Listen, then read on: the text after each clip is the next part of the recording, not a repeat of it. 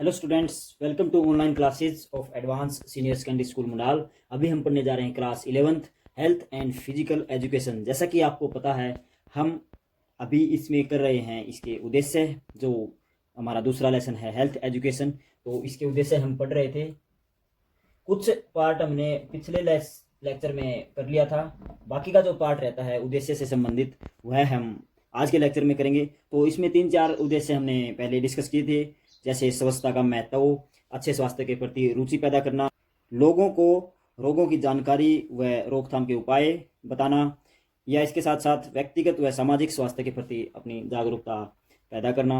उससे आगे हम आज 5वां टॉपिक डिस्कस कर रहे हैं, स्वास्थ्य संबंधी आदतें। स्वास्थ्य संबंधी आदतें। तो स्वास्थ्य संबंधी आदतें, ये हमारा 5वां पॉइंट है। उद्देश्य जो हम हेल्थ एजुकेशन या स्वास्थ्य शिक्षा के उद्देश्य कर रहे हैं उसमें। तो ये स्वास्थ्य संबंधी आदतें कौन कौन सी होती हैं, जो हम अच्छी आदतें अपने जीवन में अपनाते हैं और वह हमें एक अच्छे स्वास्थ्य की ओर ले जाती हैं या अच्छे स्वास्थ्य की ओर प्रेरित करती हैं, उनको हम अच्छी आदतें कह सकते हैं या स्वस्थ आदतें भी बोल सकते हैं। तो हमें अपने जीवन में अच्छी अच्छी आदतें अपनानी चाहिए। आप दिन में उठकर क्या करते हैं और रात को सोने तक अपना जो भी खान पान है, सोने बैठने या काम करने की जो भी आपका रूटीन है, उसमें हमें सही तरीके से सब कार्य करने चाहिए। अपने शरीर पर उनका कोई नेगेटिव इफेक्ट ना पड़े। हम ऐसा कार्य करते हुए चलेंगे तो हम जीवन में एक पूर्ण रूप से स्वस्थ बने रहेंगे।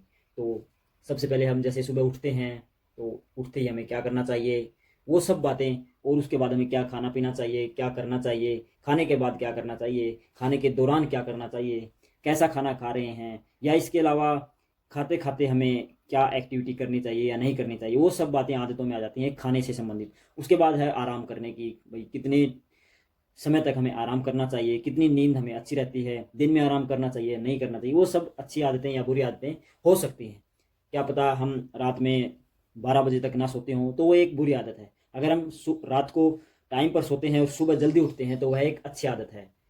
आजकल के नौजवान हैं, काफ़ी लोग मैंने भी देखे हैं, वो रात को 11-11 बजे तक इंटरनेट पर चलते रहते हैं, कुछ ना कुछ मूवी वगैरह देखते रहते हैं, टीवी देखते रहते हैं, और सुबह उठते हैं वो सूर्य उदय होने के 2 घंटे बाद। तो वह एक बिल्कुल ही बुरी आदत है, हमारे स्वास्थ्य के प्रति वह एक नेगेटिव इफेक्ट डालेगी।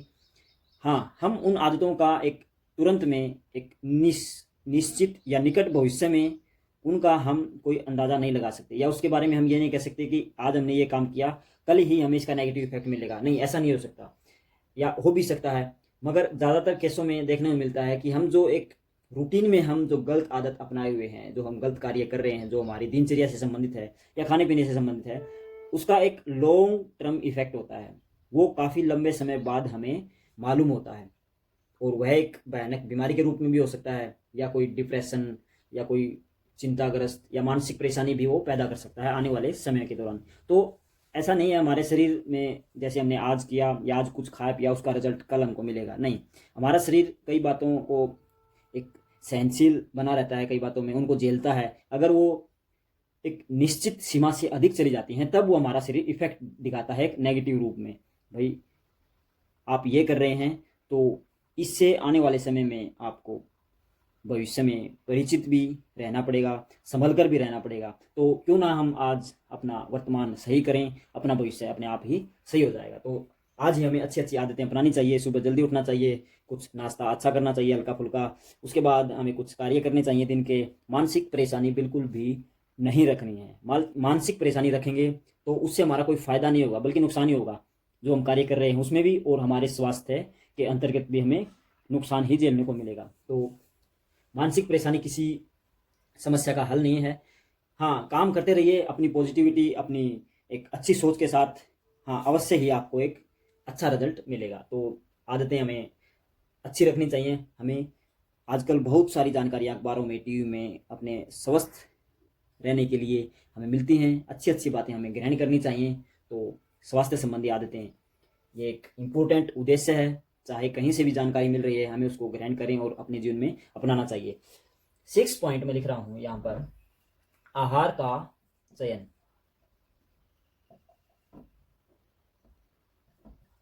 आहार का चयन। तो जब हम सब कुछ सही कर रहे हैं, अपना दिनचर्या सही है, खाने का समय सही है, खाने की डाइट सही है, मगर उसके अंतर्गत हम क्या खा रहे हैं वह भी हमें मालूम होना चाहिए, और उसके साइड इफ़ेक्ट या उसके अच्छे इफ़ेक्ट भी हमें पता होने चाहिए। क्योंकि कई बार हम सब कुछ करते हुए भी कुछ ना कुछ गड़बड़ हो जाता है। तो आहार का चयन हमें अच्छे तरीके से करना चाहिए। आहार हमें पूरी जांच परख के साथ लेना चाहिए। कुछ फ्रेश फ्रूट या सब्जियां भी हमारे आहार में शामिल होनी चाहिए, और इसके साथ साथ उसमें पूर्ण रूप से जो पोषक तत्व विद्यमान हैं वही आहार हमें अच्छा स्वास्थ्य लाभ दे सकता है। तो आहार का चयन भी हमें सोच समझ कर करना चाहिए, अपनी उम्र के हिसाब से। अगर हम कम उम्र के हैं तो हमें कैसी डाइट लेनी चाहिए, अगर हम बुजुर्ग हैं तो हमें कैसी डाइट या कैसा भोजन ग्रहण करना चाहिए, तो वो सब हमारे उम्र जो एज इफेक्ट होता है उस पर भी निर्भर करता है। एक नौजवान को अब अगर आप कोई कठोर आहार देते हैं या अधिक मात्रा में आहार देते हैं तो वह उसको आसानी से पचा सकता है, मगर कोई बुजुर्ग व्यक्ति होता है उसको हम कोई कठोर या न पचने वाला, बहुत ही मुश्किल से पचने वाला भोजन देते हैं तो वह उसके लिए एक समस्या बन सकती है। तो यह भी हमें सोच समझ कर लेना चाहिए। जो भोजन का रूप है वह हमें किस तरीके से फ़ायदा पहुंचा सकता है, तो वही हमें चयन करना चाहिए। तो आहार भी एक इम्पोर्टेंट पार्ट है। 7 पॉइंट है आपका स्वास्थ्य संबंधी जांच। स्वास्थ्य संबंधी जांच। हम एक विकासशील देश में रह रहे हैं, यहाँ पर काफ़ी चीज़ें हम इग्नोर कर देते हैं, मगर जो विकसित देश हैं वो अपने शरीर के प्रति या अपने स्वास्थ्य के प्रति बहुत ही सचेत रहते हैं। वो एक निश्चित समय पर अपने शरीर की जांच करवाते हैं। उस जांच का फ़ायदा ये होता है कि अगर हमें कोई छोटा मोटा रोग है तो वो आने वाले समय में एक गंभीर बीमारी के रूप में परिवर्तित होने से हम बच सकते हैं, या उससे हम पहले ही परिचित हो जाएंगे तो उसका इलाज संभव है। आज भी कई बीमारियां ऐसी हैं, अगर उनको समय पर पकड़ लिया जाए या समय पर उनकी जानकारी मिल जाए तो हम काफ़ी हद तक उनको रोक सकते हैं या ख़त्म कर सकते हैं। मगर हमारे देश का यह दुर्भाग्य है कि जनसंख्या अधिक होने के कारण यहाँ पर खाने पीने की संबंधी जो चीज़ें हैं उनकी पूर्ति भी मुश्किल से हो पा रही है। तो स्वास्थ्य जांच अगर हमें अपने शरीर को स्वस्थ रखना है तो साल में 2 बार, या आप कह सकते हैं कि साल में 1 बार अवश्य अपनी स्वास्थ्य संबंधी जांच करवाएं। तो उसमें वो बीमारियां या वो कमियां हमें पता चलेंगी जो हम आने वाले भविष्य में कुछ गंभीर बीमारियों से बच सकते हैं। स्वास्थ्य के प्रति हम सचेत नहीं रहे या बिना जांच कराए हम चल रहे हैं तो निकट भविष्य में, आज के दौरान आधुनिक काल में कुछ भी बीमारी लग सकती है, चाहे वो स्वच्छ वातावरण के न होने से हो, या एक पोषक तत्वों से भरपूर भोजन का न होना, या रासायनिक तत्व उसमें मिले हुए हैं। तो उस दौरान हमें बिल्कुल सचेत रहने की आवश्यकता है। यहाँ पर एक और टॉपिक जो हमारा हेल्थ एजुकेशन के उद्देश्य से संबंधित है वह है नागरिक उद्देश्य, नागरिक दायित्व।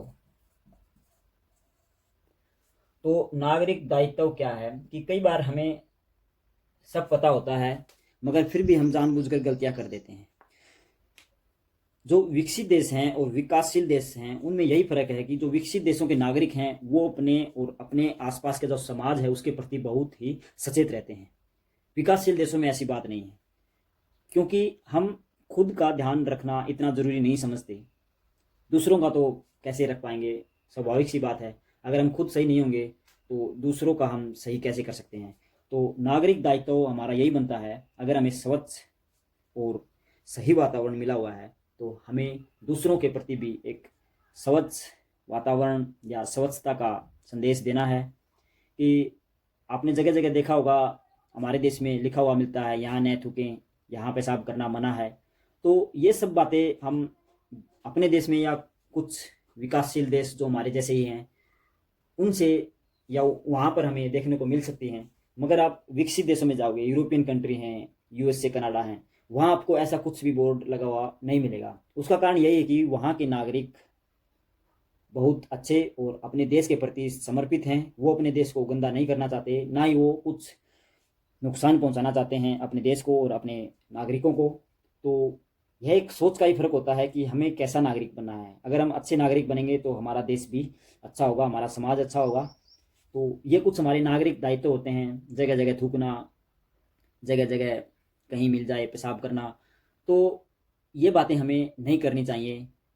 भीड़ भरे स्थानों पर कई बार लोग खांसते हैं बिना कुछ प्रिकॉशन किए, ना ही उनके हाथ में रुमाल होता, ना ही वो हाथ लगाते, बिल्कुल एक दूसरे के सामने ही छींक मारते हैं या खांसते हैं। तो ये एक गलत बात बात होती है।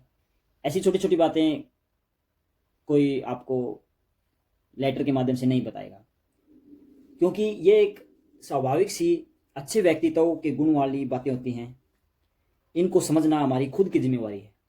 तो अगर हम इस हद तक भी अपने आप को कंट्रोल करें कि हमें क्या करना है क्या नहीं करना, तो उससे भी हम एक समाज में स्वस्थ वातावरण बना सकते हैं। तो नागरिक दायित्व बहुत इम्पोर्टेंट है। तो ये हमारे कुछ उद्देश्य थे, आपको समझ में आ गए होंगे। फिर भी अगर इनसे हटकर कुछ उद्देश्य मिलते हैं जो हम शारीरिक शिक्षा के अंतर्गत, जो हमारा दूसरा लेसन है स्वास्थ्य शिक्षा, उससे संबंधित, तो आप उनको ढूंढने की कोशिश करना और आप उनको अवश्य ही नोट करना। मैंने मुख्य मुख्य जो उद्देश्य हैं यही लिखवाए हैं। ये एक संगठित रूप है, इसके अंतर्गत ही काफ़ी बातें आ जाती हैं इन्हीं में। तो आप इनको अच्छे से देखें, वीडियो को समझें।